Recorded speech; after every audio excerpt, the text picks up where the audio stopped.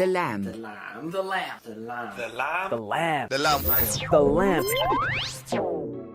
皆さんこんばんは。ザラム歌とギター渡辺もう一回皆さんこんばんは。ザラム歌とギター渡辺昇です。ドラムの中島裕史です。キーボードの宇野九斗です。サックスの山田慎次郎です。さて、今年もじゃねえやなんだ今年もって年末なの。はい、本日また司会を務めますベースの荻野純平です。いやもうなんかやらなきゃさてってやらなきゃいけないっていうのばっか考えたら疲れたよね。ライブの後でね。そうですね。まあ疲れたよ。そうか、もう3夜目ですね。3夜目ですよ。もう3日3晩取りっぱなしだからラストですよ。長かったですけれどもね、だいぶ長い歴史がありましたが、悲惨なやつをたどってきましたよね。そうですね。だいぶもうお腹いっぱいですね。泣いちゃう、もう泣いちゃう。でもある意味まあここがね、我々の現代一番伝えたいところでは、そうですね。今回が現代ですよ。やっと現代。歴史の勉強しててようやく知ってるとこ入ってきたみたいなね。やっと織田信長出てきたみたいな感じ。違うか。違くない？それは違くない？ごめん違う。いつを生きてるの？やめようちょっと。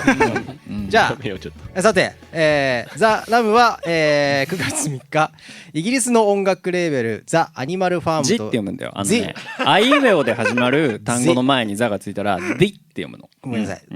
でアニマルファームと契約しまして3曲のシングルをリリースします。第1弾シングルアトランティスは11月12日金曜日にリリースとなります。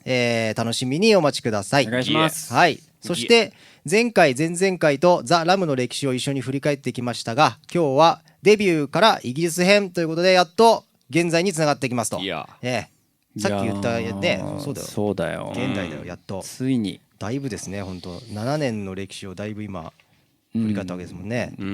エクストリームでエクストリームザラムの授業。あっちゃんのやつ。あっちゃんですね。なるほどなるほど。デビューからイギリス編最近ということで。さすが。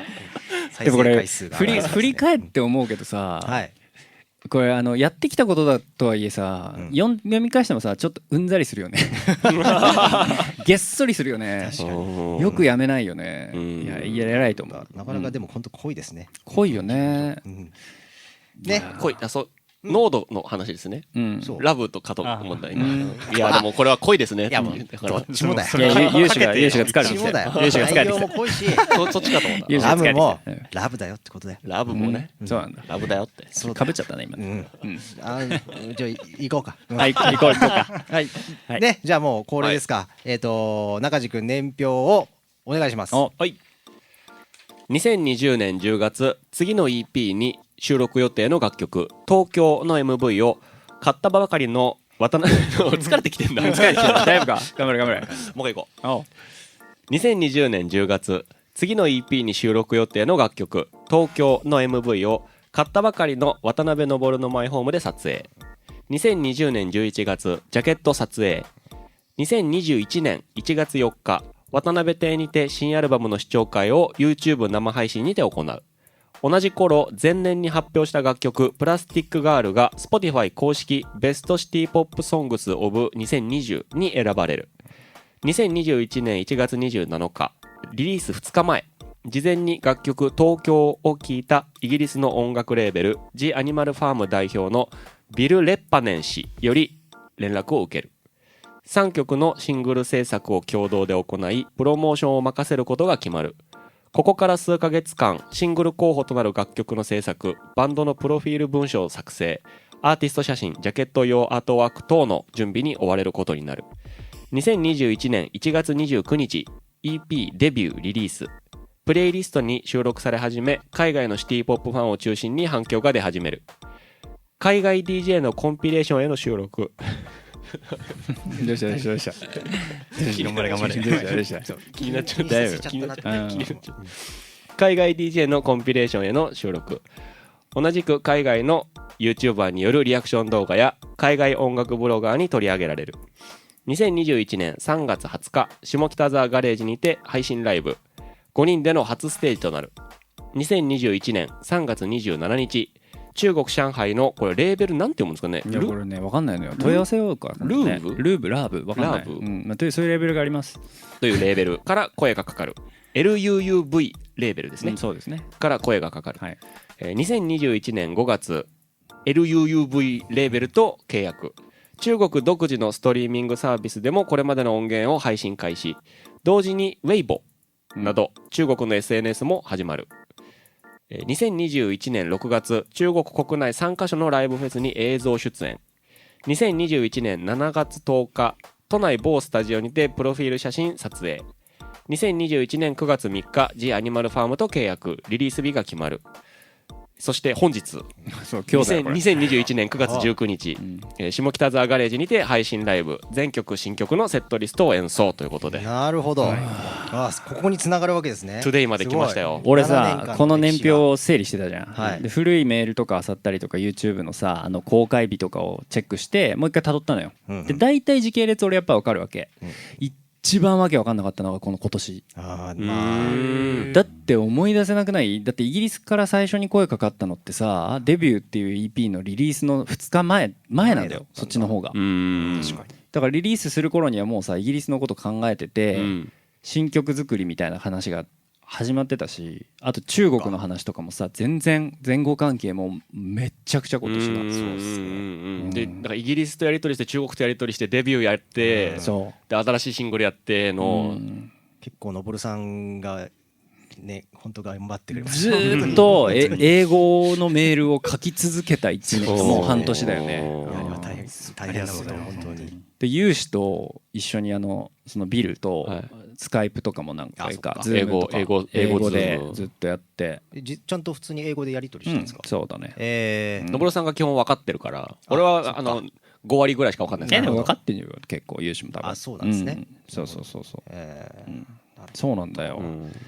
だからさこうやって見ると今年は表向きにこう見せられたことみたいなのはすごい少ないけど、そうですね。なんか一番ごちゃごちゃというか、ありゃこりゃやってる。そう実はちゃんとなんていうかいろいろ動いてたと。シングルって言われるとさめちゃくちゃ気張るからさ、だからずっとそのボツも含めてずっと曲作ってたよねみんなで。普通にフルアルバムぐらい曲数ありますよね。余裕。15曲弱ぐらいありますよね。多分あると思うよ。最初5曲やって次5曲やってで今決まってるの3曲で、あとボツになったのも1曲2曲多分ある。そうですね。あるから。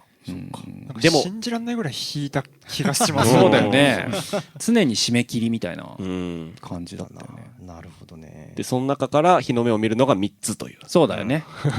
なんかぽいですよね。そういうもんなんですかね。まあそうなんじゃないですか。いっぱい作った中から。そうあとはその向こうのそのビルとのそのなんか空気感みたいなのもなかなか掴むまでにやっぱこうちゃんとさこうなんていうかアメリカの人ともまたちょっと違ってさ社交辞令もちゃんと言える人っていうかイギリスだしもあるからなんかどれが本音なのかみたいなところが意外とこう分かってくるまでにちょっと時間かかったなっていうのはちょっとあったな。なんか意外とそっけないのかなと思うとすごい熱かったりとかみたいなのもあったよね。トム・ヨークもそうですもんね。トム・ヨークとりあえずもうイギリスって言ったらトム・ヨークなのね。そこに繋がるんですね。そう世代だよねそれはね。難しそうなところ。なるほどね。でもノエル・ギャラガーもリアム・ギャラガーもイギリスだからね。まあそうですね。あの人たちはまたちょっとだいぶ種類が違う感じがしますけどね。そうですね。まあでもそう考えると結構その忙しくなってからというかそのデビューの発表後からすごいグワってなってる感じがして、結構前の感じに感じるけど、MV 撮ったのとかってそうなんだね。1年経ってないよね。経ってないんだ。っていうかそのなんけのぼるさん家で生配信やったなって今ごめんなさい今正月だよ正月。そういえばやった今年ですよ。だいぶ前のなんかイメージが自分の中であります。懐かしい。そうだよ。あれでだってお披露目したんだもんねデビューをね。先に聞いてもらうみたいな感じでさ。そうですね。この鍋が美味しかったですね。美味しかった。普通に美味しかったねあれ。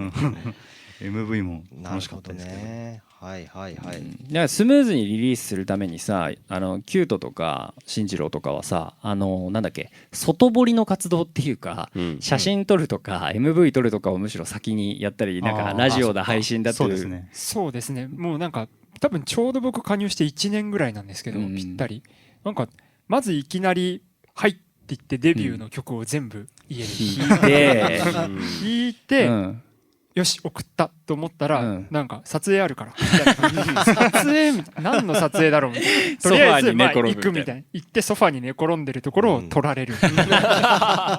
俺もちゃんと説明してなかったのも悪かったかグラビアアイドルの仕事だもんね。ソファで寝転ぶお仕事です。何も進次郎から何の説明もなかったの。ちょっと首弾いてもらっていいみたいな。なるほどね。俺が遅刻した日だな。そう懐かしい。懐かしい。本当急転直下でいろいろなことがありましたね。早いね。本当にテンポが。そうだね。でいろいろやったそのイギリスの曲を今日のガレージで。そうやりましたね。先行公開してしまったね。みたいな感じなんですかね。配信買った人はバーッといろいろ聞けて、あれの中の3つですよっていうね。そうですね。感じだよね。その3つに選ばれなかった2個も含めて今日は5曲やりましたね。そうですね。今年はでもあれだね、それにしてもこのさイギリス中国のレーベルとっていう話だけど、本当海外のリアクションがすごいやっぱ、そうですね。なんでこう日本国内ないかね。海外向きなんじゃないですか。向きな気がしますよ。でも結構 J-POP じゃない。だから多分海外で J-POP がやっぱ人気なんじゃないですか。そういうメロディーっぽな。そうか。そういうことなんかね。日本っぽさもありつつ、なんかサウンドはちょっと向こうっぽいとかなんかあるんじゃないですかね。なんかデンマークのさ。YouTuber の人たちの動画とか面白かったよね。めちゃくちゃ褒められた。信じらんないぐらい褒められた。わー人生で一番褒められた。よかったね。楽器やっててお母さんに見せた方がいいよね。一回止めても彼のサックス本当に好きなの私みたいな。あったね。なんか辛い時あれ見てますもん。そうなるよね。本当に。いやありがたいですもん。いやでも中国のレーベルもさ、そうですね。もうすでに動き出してるけど配信やってくれてね。フェスでね流してもらった映像とかちょっと見ましたけど、なかなかね、コロナじゃなかったらあそこ立ってたらね、なかなかの景色だったよね。でもなんかあれなんだって、本当はそのコロナが収まったら呼びたいんだって、あの人たちを呼んでくれたい。でなんか行きたいよね。上海だもんね。上海めっちゃ行きたいよね。めっちゃ行きたい。あれらしいよ。なんか歌詞とか全部内容とかも一回閲覧が入るんだって、国のチェックが入って。なるほど。なるほど。作品名とか。それはこれ OK だよとかこれそうだから政治的にというかモラル的にっていうか、割とその辺自由化したの最近だからさ。なんだろう、ダメそうなのは大丈夫ですかね。ないか。でもあれ縦読みすると中国共産党のことになってるんですよ。お前大丈夫今の。違う縦読み。そういう政治色あんまないから大丈夫。すごいやっぱすごいあんた天才だよ。何語の縦読みなんですか。確かにね。大丈夫そうだよ。よかった。よかったね。まあそんな感じでね、その海外のね反響とかも多かった。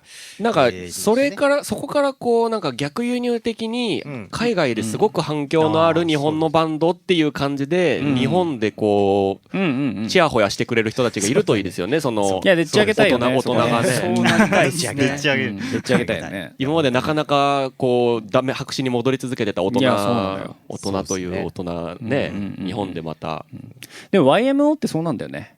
なんかこれ子供が聞いてたら夢を壊すようで悪いけどさ、細野さんもちゃんと言ってんだけど公式に、あれはそういうマーケティングなんだよっていう、その海外でバーンと YMO をブレイクしましたって、あれそうじゃないんだって。なんかあれってまあそういうのも後からはあるんだろうけど、最初はなんかその海外で箔をつけたマーケティングみたいなことだったらしいよ。ああなるほど。だからそれをやりたいよね。じゃあ我々もそうですね。それをやりたい。現代の YMO としてやっていきましょう。そんなこと言っていいんですか。だからまあイギリスと中国で全然見向きもされなくても、もう世界進出したバンドみたいな感じで。そう実際進出まではしてるわけですそうなんだよね。嘘は言ってない。嘘は言ってない。嘘は言ってない。でもあなたライディーンっていうより雷様っぽい。うまいですね。うまいですね。うまいね。そうなんだ。うまいな。今思いついた時よしって思っただろ。思った。ドヤ顔で言ったもん。ね、綺麗にオチがついたということで、曲に行きましょうか。いきますね。何にしましょうかね。どうしようか。この時期の曲ってできないよね。ああでもいいか。デビューの曲。あそうですね。ですか。宇野くんとかなんかありますこれに。せっかくなんで自分参加した曲、そうだよそうだよそうだよ。何する？デビューの何でしょう。何でしょうか。ちょっと季節外れですけど、ジュディとか。あ、ジュディ、いいんじゃない？いいよね。キャッチのやつ。最後の夏を。最後の夏を。いいじゃない。皆さんにお届けします。じゃあ曲振りをお願いします。いけるかな？はい、それではお聴きください。ザ・ラムでジュディ。はい、お聴きいただきましたザ・ラムジュディでした。やっぱりかっこよかったよね。宇野のピアノだよねやっぱり。ちゃんちゃんちゃん。千年級って恐ろしいほど今ぶつかりましたね。いやでもあそことイメージ。強和音がすごかったよね。これもだって初期からあるやつですもんね。そう。いやだから俺はなんかこのデビューっていう EP を作った時はマジでもう夢のようというか、自分がこうしたいなと思って下書きを2014年にさっきね、さっきっていうか第1夜に言ったやつがもうすごい期待以上にキュートとか進次郎とかが実現してくれるからすごかったなっていうか、だちょっと上手すぎるんだよこの人たち少しね。レベチレベチ。あんまり言うとつけ上がりますよ。いいじゃん。ちょっと自分でつけ上がる自覚あんの面白いな。面白い。結構面白いね。すぐつけ上がっちゃう。でも進次郎うまいよねキュートって。本当に僕の知り合いで一番うまいやつ。それここでそのまんま言った記憶が。初めて聞いたんですよ今。すごい照れちゃってます。いやでもマジでそれ LINE でそう言ってたよ。紹介してくれた時。劇場版ドラゴンボール Z のタイトルみたいな。俺の友達で一番うまいやつ。でも進次郎もすごいサックスさ好きで俺もうすごいそのさレーベル潰れたレーベルとさレコーディングした時3人ブラスの子が来てたけどもうすごいなんか露骨な下心みたいな感じでがっつり進次郎のとこ行ってたよね。ガブリついてたよね。絶対急になんか来るなみたいな。後でちょっと後でお願いしたいことあるんで。そうエッチですね。そう俺もそういう時露骨だから俺がっつり露骨だった。絶対誘おうみたいな。そっからこう音信不通だったんで。ああそうか。やっちゃったかな。あんなに好感触だったのに。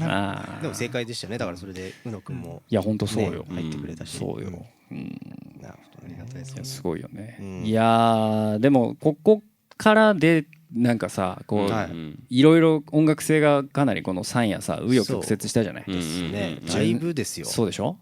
で純粋なトリオサウンドをやりました。でちょっとこうなんだっけ今っぽいサウンド取り入れようでいろんなことチャレンジしました。でだけどなんかもう一回アコースティックな生バンドをちょっとうまいやつ入れてやりてみたいなことやってからのイギリスから声かかった時うちら何するっていうその時はすげえみんなで話し合って話し合いましたね。ディスコードのレコメンドの欄がめちゃくちゃもうすごいですよね。そうね。でもその前結構夜ほらみんなで電話ミーティングみたいなやりましたね。したよね。夜中の2時ぐらいまでやった記憶あります。やったな。なんか結構さ自意識過剰というかあれじゃないなんかこうイギリスの人たちから見られた俺たちはどうなんだろうみたいなの俺はすごいやっぱ気になったし、あとはなんかこうあえて英語歌詞にしないで日本語歌詞のままの方が響きとしてサウンドとしてやっぱ面白いし、やっぱビルが声かけてくれた時もお前ら日本人なのにそういう音楽性やってんの面白いよっつって声かけてくれてさ、っていうところでなんかアイデンティティをどう作っていこうみたいな、で入った2人とかはなんかそれができててなんか入ってきて言われたことやるっていうよりもなんか一緒に作ってくださいっていきなり言われる感じだったと思うし、僕はアコースティックなシティポップバンドをやるんだと思って入ったらデビューでねなんかそうなんですよ。でデビューをやったらなんかいろんな音をいつの間にか出すことになって、そうなんだよ。シンセの比率が高いみたいな。そうだよね。みょんみょんしたやつ出してみたいな。でも今日このヒストリーを振り返ってやっとそうなるよねっていうルーツが見えてきました。確かに分かりました。一度として同じ音楽性をやってないからね。やってないですね。本当に。でもいつもなんかこう3人で話し合ってきたけど、キュートは結構そのミーティングの時も結構こうガツッと意見をくれたと俺は思ってて、やっぱりつけ上がってただけです。でも結構大きいキーワードだったのは、なんかイギリスなんだろうねみたいな感じでいろいろ言ってて、でなんかジャズって言ってくれたんだよね。あの時すぐパッて出てきたもんね、キュートはね。まあなんか自分がいて自分ができることの幅が狭いので、なんかそれを生かしてもらえると嬉しいなっていう気持ちがあったりもしましたね。でもすごいよこの人は。ジャズに関しては彼はすごいよね。でもなんかあれなんでイギリスなんですよねみたいな、アメリカじゃないんですよねって言われて、あそうですって言ったら、なんかやっぱりヨーロッパはジャズですねって。そうなんですよ。そんなこと言ったっけね。そう。でもそのキーワードで結構グワーっとやってきたのはあるかな。なんかダンスミュージックやるにしてもそのジャズっぽいアプローチを必ず何かしら入れてとかありましたよね。そうだね。そういうアーティストも確かに UK はいっぱいいましたもんね。そうだよね。1曲目のそのリリースになる11月にリリースになるやつがアトランティスが一番多分その辺が感があるな。だって中盤のピアノソロすごいですよね。そう2曲目はまたガラッと違うんですよね。そうですね。もうちょいダンスなミョンミョンしたやつ。そう麦わらのミョンミョン。ミョンミョンそんなんだっけ。餃子屋みたいだよ、なんか宇都宮ミョンミョンみたいな。バカにして餃子に似てる。そうあなたは餃子に似てる。そうなんだよね。怒られるね。絶対怒られるね。そう3曲目も結構今っぽいという現代的なサウンドは割と目指してる。そうですね。ピコピコ系ですよね。ピコピコ系かな。そうだね。そう。でもまあこれで3つ出終わるのがいつ3月だよね確か。3月頭までかけてポンポンポンって3個シングルが出て、結構長いスパンですね。なんかいやでも今これでストックとか別に特にまだあるけど。作ってないけど、なんか今もう動き待ちだよね。どういう向こうもなんか反響を見るからみたいな感じだけど、どうすんの？次なんか一番年上だよ。だから何するの？決めて。荻野さんが延長だから。やっぱあれっすよ。何？ヒップホップですよ。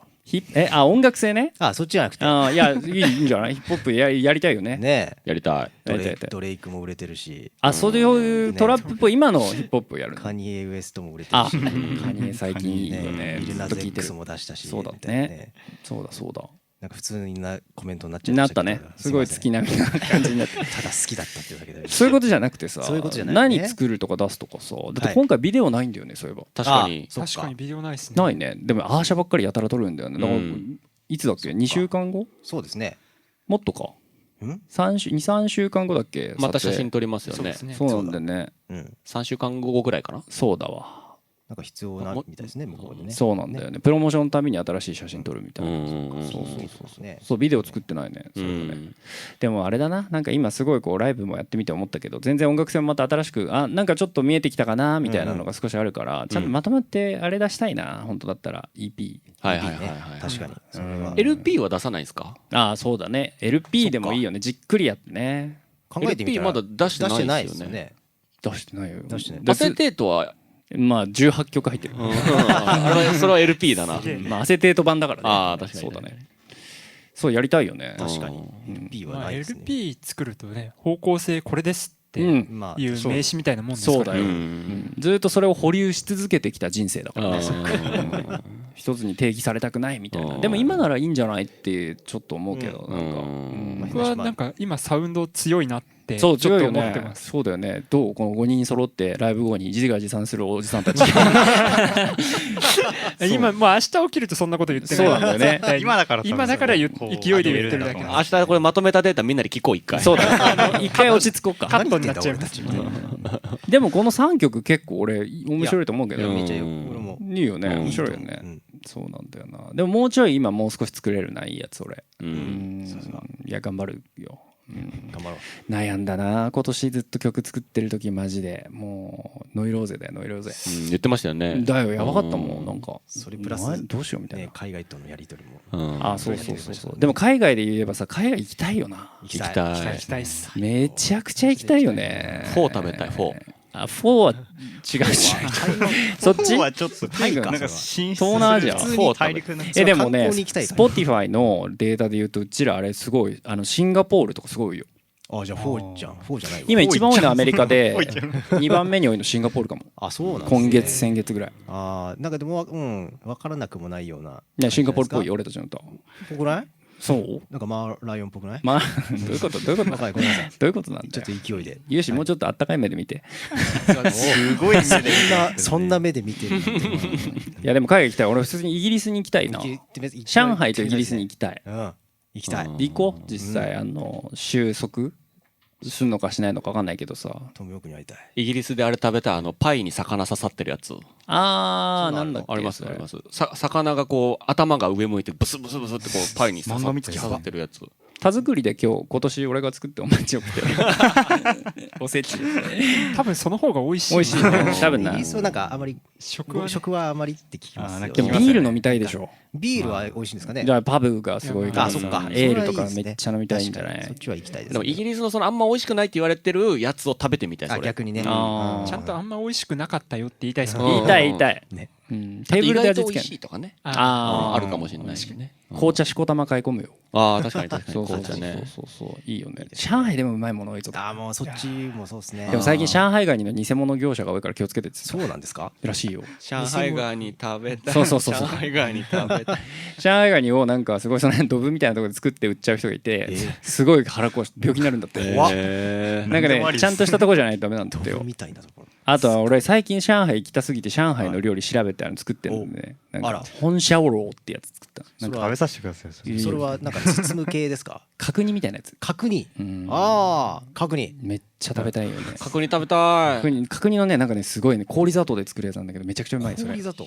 あれこれ音楽のポッドキャストでしょ。そうなんだよね。音楽性の話をしてたらなんかもう食べ物食べたいの話になっちゃう。俺のフォーのせいだ。料理の方が心が安らぐ。まあそんな感じでね3回にわたってザ・ラムのこれまでのね歴史を振り返ってきましたが、いやねどうでしたかね皆さん。どうだったんですかね。皆さんね本当ねもうね合わせてねじゃあ最後にリスナーの方にメッセージでもいきますか？そうですね。3回の感想とメッセージ。全然考えてなかった。やばい。俺もやばい考えてない。大丈夫。信じろが流れを作るから。なるほど。僕からそうですよ。切り込みたい。オンマイクでちょっといきましょう。まあでもザ・ラムに参加してまあでもそれまでの音楽人生と参加した後だともうなんか本当に180度変わって本当そうものすごい変わりました。そんな影響力あるんだ。自分の中でやっぱりそのまあもちろん歌がある曲にこうサクソ入れるっていうのも初めてのことだったんです。そうなんだ。でもそうかフュージョンとかだもんね。そうですね。自分がこう一番目立つタイプでこう発信してた。なるほど。その曲の形態というかだけどこう横に回って発信するっていうのは初めてでそれはすごいいい経験でまあようやくこうコツというかどんな感じでやればいいのかっていうのは分かってきたかな。なるほど。まあメッセージはまあでもやっぱりこう知り合いじゃない人もこうフィードバックをくれるとすごい嬉しくてまあ聞いたよとかよかったよとか言ってもらうとすごい嬉しいんで。確かに。あととりあえずお前写真写りがいいよね。ありがとうございます。アーシャ撮るたびにすごい一番写真写りいいよね。なんでですかね。本当に不思議なんです。そうか。ちょっとまあ仲のいい5人でそうだね。頑張っていきたいと思うので応援よろしくお願いします。偉いよね。こんな流れでいいですか？そうですね。あの流れなんです。はい。宇野くんはじゃあ私ですね。まあ本当に1年ちょうど関わらせてもらったんですけど、まあ3回見てて結構悲惨な歴史を辿ってこられたんだなと。そうだよね。そりゃのぼるさんも中地さんも面構え違うわと。進撃の巨人みたいな。面構えが違う。面構えが違うなと。いやまあでも本当にこうグイグイ引っ張っていろんな音楽作ろうってやってくれる集団に入れたのってめっちゃ嬉しくて、まあどんどん自分も自分のできること限られてますけど、できることは頑張れると思うんで、頑張ってサウンドメイキングをしていきたいなと思ってます。で、たくさんの人に聞いてほしいですね。本当に一人でも多くの人に、別に地域、国は問わないのででもできれば日本でもたくさんの人に聞いてほしいなと思ってます。いい曲を作れるように頑張ります。そうですね。じゃあ中地君は。はい。俺は割と今回のこの第3夜連続3夜連続というか3部作で聞いていきましたけども、なんかこんなに悲惨だったかっていうのはやっぱり自分でなんかなんだろう、封印されし記憶がこうなんかそうなんかこうなんだ脳のこうシナプスがこうこんなことあったなみたいな感じでこういろいろ来て、なんかいろんなこう困難にぶつかりながらもこうなんとかどうにかこうにかしてきたなみたいなのが思い返される放送だったんですけど、割と俺なんか楽観的な性格なんですけど、なんかなんだろう、いろいろ想定するタイプなんですよ。楽観的ではあるけど、こうなるかもこうなるかもとかを考える方なんですね、どちらかというと。でこの放送を通して俺は今後がちょっと怖くなりましたよねそうなるよね。ここまでいろいろあって、でここからさらに大きくいろんな人と関わり始めて動くわけじゃないですか、世界で。どうなんのっていう。確かに。メンバーで生きててくださいよ、本当にマジで。誰か死んでるかもしれない。いやなんかすごい波乱万丈になりそうな感じがちょっとあって、ちょっとね、ちょっと手綱をなんて言うんでしたっけ、締め直すチャックを上げ直しました。現代的に言うとチャックを今もう一回上げました。下げたんだねっていう感じですね。3回の感想というと。で皆さんへの聞いてる方へのメッセージとしては、なんかなんだろうな、あんまりこうザラムって他のグループと比べてあんまりこういうグループいないような気がしてて、他のグループってなんかこういうことやりますっていうのをずっとこう押してくるじゃないですか。でもザラムってなんかこう何してくるかわからない謎の集団みたいな感じがすごいあると思うんで、なんかそこを面白がってもっと聞いてもらうといいのかもなみたいな。なんかこうもちろんファンとしてこう応援してくれるのももちろんありがたいんですけど、なんかこう次なんだろうな、3枚目好きだったから4枚目は3枚目のもっとすごいやつがとかっていうよりは、次どんな面白いことを考えてくんだろうみたいな、うわ次こんなことやってたらこいつらもうなんか頭おかしいなみたいなでもいいし、さすがだなでもいいんですけど、なんかそこをこううわ次ちょっとあんま良くなかったなとかでも全然いいんで、そこを楽しむのが正しいたしなみ方な気がしますよね。なんかそういう面白がり方をしてくれたら嬉しいなっていうのと、あとはこれを今聞いてる人は5人に勧めてくれるとあれいいことがで、その5人に勧めてくれたその 5人の人はさらに5人に勧めてくれると、一番最初に勧めた人が得をするっていう三角形が見えたぞ感じになってるんで、ぜひよろしくお願いします。はい。のぶるさんは。いや思ったのはあれだね、結局「週刊少年ジャンプ」だなと。ジャンプ。やっぱ俺小学校の時に多分5人とも多分そうだと思うんだけど、もうすごい時期なんですよ。そのルロケン、ドラゴンボール Z とかはやってたけど、ルロケン、あとはワンピース、ハンターハンター、でもナルトとかブリーチぐらいになるともうちょっと世代無理なんで。巻き場をね。巻き場大事。人空そういうの言い合うやつじゃない。そういうんじゃない。なるほど。いや結局その世代直撃じゃないですか。いやだからワンピースとかも俺大好きなんだけど、いやなんかまず仲間集めます、なんかこう敵倒します、予測不可能なこと起きます、でなんかちょっとバラバラになります、で次の目標できてそっち行こうと思ったらなんか違うイベント起きますみたいな。だから普通に平和に終わったことが一回も俺たちなくて、なんかだってほら初ライブを踏んでリンゴ音楽祭の初ライブだっつってんのになんかレーベルから声かかるじゃないですか。だから何かやると絶対なんか起きてて、結局そこをめちゃくちゃ楽しんでるのかもしれないなと思って、だからさっきユウシも言ってたようななんて言うんだろう、コンスタントなその安定した関係を築くみたいなことはあまり期待しないでいただきたいおとなしく家にいてくれていつもこう求めているものを与えてくれるなんかこうすごくひたむきなそのなんかサービス精神旺盛な人たちというのではないんですよね。だからすごいもうずっとこう冒険している状態なのでそこがやっぱり楽しい。でも大人になってそれってなかなかやっぱり自分の仕事でも趣味でもやっぱりできないから、だ日曜日にゴルフやるとかと一緒じゃないですか出発点はこれ、俺なんか特にさ、サラリーマンのお父さんがでもこういろんなことが起きてるのはまあやっぱりこう一緒にやってくれる人にもちろん感謝なんだけど、そうだから面白いそれが本当に面白いですね。だからまあメッセージとしてはもう聞きたければ勝手に聞けと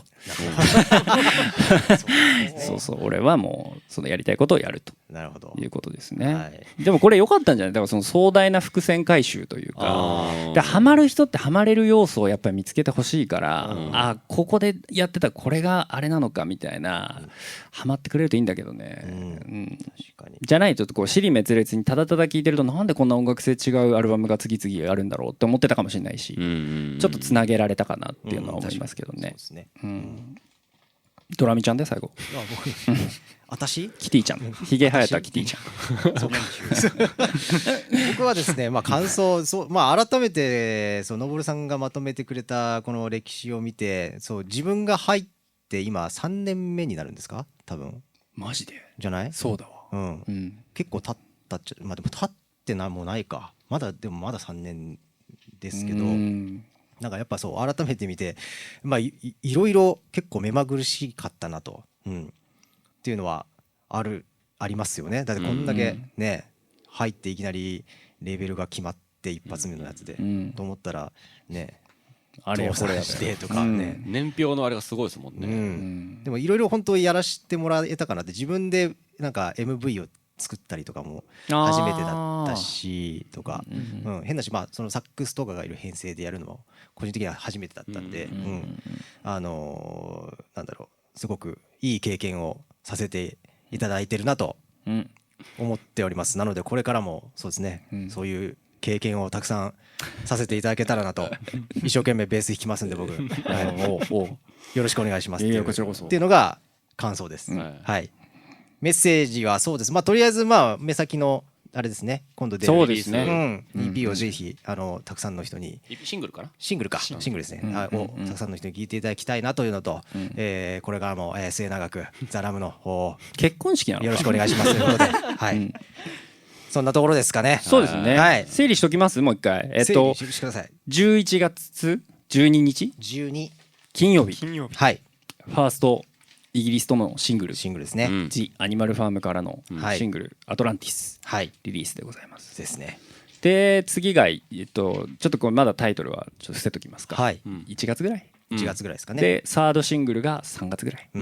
っていうのはもう決まってるんですよね。1月2ヶ月スパンってことですかね。そうですね。もう日付まではっきり決まってますんで、これはまあ相当なことがないとひっくり返らないはずです。怒らないでくれよ。何も。父さん、母さんぐらいにしててほしい。